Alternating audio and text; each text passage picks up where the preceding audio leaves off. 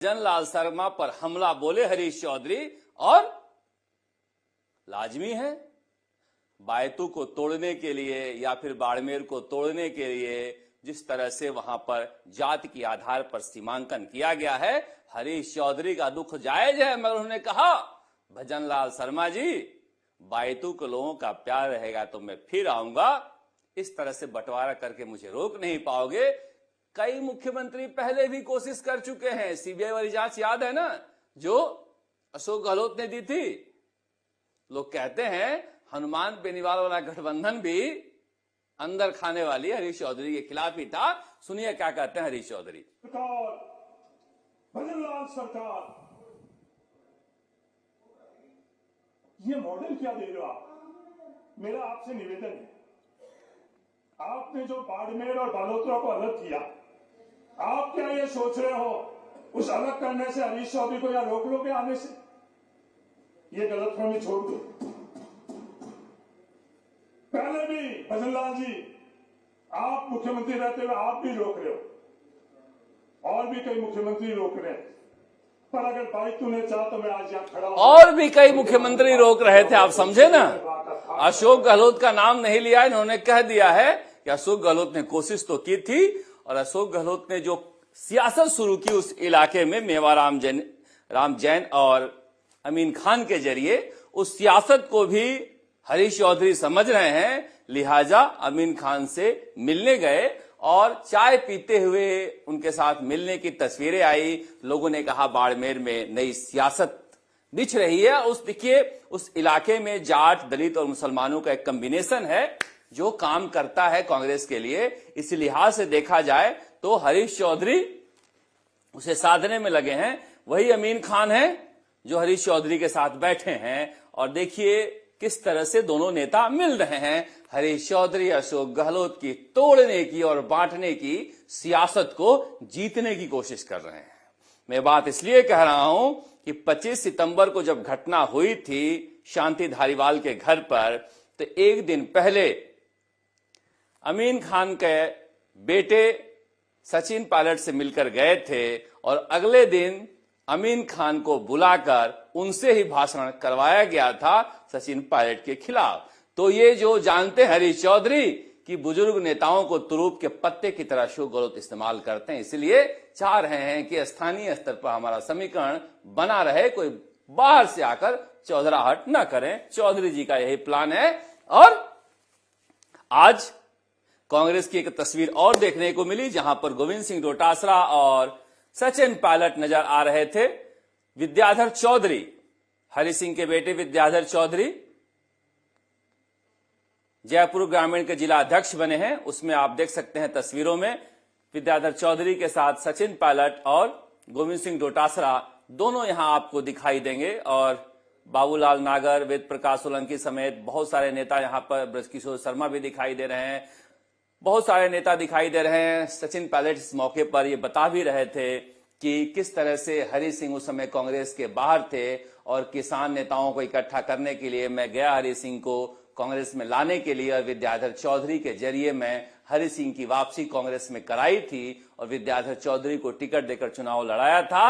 और उसके बाद विद्याधर चौधरी मिठाई खिलाते हुए नजर आ रहे हैं। आज जयपुर ग्रामीण सीट पर यह तस्वीर देखने को मिली। और देखिए मैं बार बार कहता हूं कि कांग्रेस के लिए इससे अच्छी कोई तस्वीर नहीं है कि गोविंद सिंह डोटासरा, सचिन पायलट और टीकाराम जूली, ये जो नौजवान नेता हैं, ये कांग्रेस की एक अलग तस्वीर लेकर आए। वरना जो बुजुर्ग नेता हैं वो जड़ में मट्ठा डालते ही रहेंगे। वो चाहेंगे कि आपस में विवाद हमेशा रहे और ये दोनों की तस्वीरें ऐसी जहां पर दोनों आपस में बातचीत करते हुए नजर आ रहे हैं, ठहाके लगाते हुए नजर आ रहे हैं। और ये जो तस्वीर दिखाई दे रही थी इन दोनों की और जो केमिस्ट्री दिखाई दे रही थी, सहजता दिखाई दे रही थी, कांग्रेस के कार्यकर्ताओं को लगता है कि ये दोनों नेता कांग्रेस के लिए अच्छा काम कर सकते हैं राजस्थान में। और अंदर खाने बात यह भी है कि सचिन पायलट भी चाहते हैं कि गोविंद सिंह डोटासरा का मान संभाले रहें ताकि यहां पर जो हालात अशोक गहलोत बना सकते हैं कम से कम वो न बना पाए। पर आज एक और लड़ाई लड़ने उतरे थे एनएसयूआई के अध्यक्ष हैं विनोद जाखड़, जो इन दिनों बेचारे अनुशासनहीनता और अनुशासन के नाम पर पता नहीं कौन कौन से थपेड़े झेल रहे हैं। और वो पहले भी साइकिल यात्रा लेकर निकल चुके थे और ड्रग्स एक बड़ा मसला है, इसे लेकर यूनिवर्सिटी में गए थे सचिन पायलट विनोद जाखड़ के बुलावे पर। वहां पर इन्होंने ड्रग्स के खिलाफ एक अभियान की शुरुआत की, ड्रग्स के खिलाफ युद्ध। अपना जन्मदिन भी सचिन पायलट मनाए थे तो ड्रग्स के खिलाफ ही एक अभियान चलाकर मनाए थे।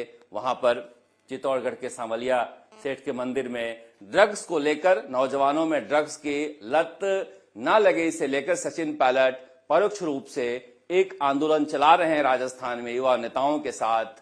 और इसका असर यहां पर दिखाई दिया जब ये नौजवानों को समझाते हुए नजर आ रहे थे, बताते हुए नजर आ रहे थे कि कितना महत्वपूर्ण है कि उड़ता राजस्थान न बने। और ये तस्वीर दिखाई दे रही थी जहां पर बड़ी संख्या में युवा जो है वहां पर आए हुए थे और भजन लाल शर्मा ने भी इस मुहिम को देखते हुए आज ड्रग्स कंट्रोल के लिए गृह मंत्रालय की बैठक बुलाई थी।